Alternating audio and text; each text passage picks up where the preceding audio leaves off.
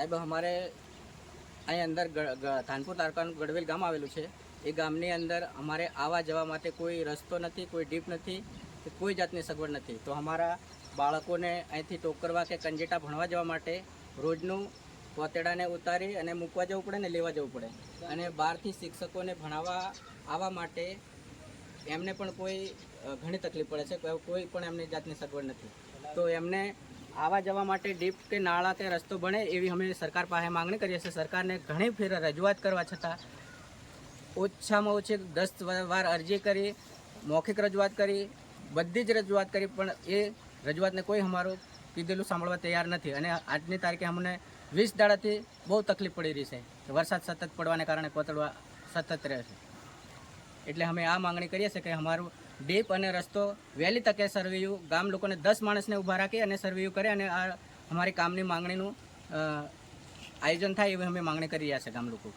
અને ગ્રામસભા ભરે તો ગ્રામસભામાં કેટલી વાર અમે દરખાસ્ત કરાવી, એનું પણ કોઈ થતું નથી. અત્યારે ગ્રામસભા ભરે તો અમને બોલાવતા પણ નથી, ખબર પણ નથી પડવા દેતા કે આજે ગ્રામસભા છે.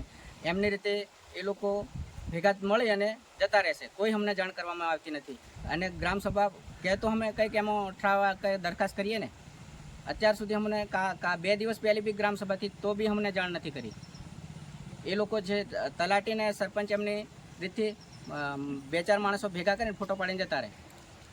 અમારે એટલી માંગણી છે કે તાલુકા વિકાસ અધિકારી અને તલાટી અને વહીવટદાર આ અમારા માંગણીને તાત્કાલિક ધોરણે અમારી સમસ્યા દૂર કરે એ રીતની અમે માંગણી કરી રહ્યા છે ગામ લોકો.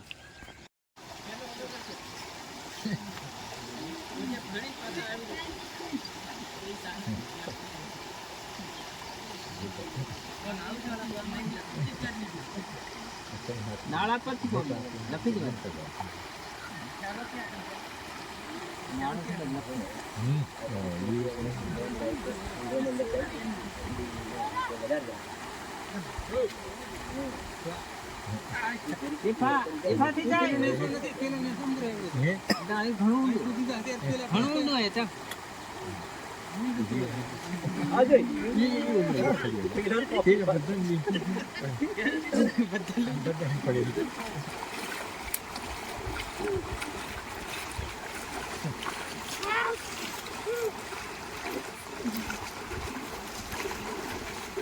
કાગળ કપડા બદલ દે.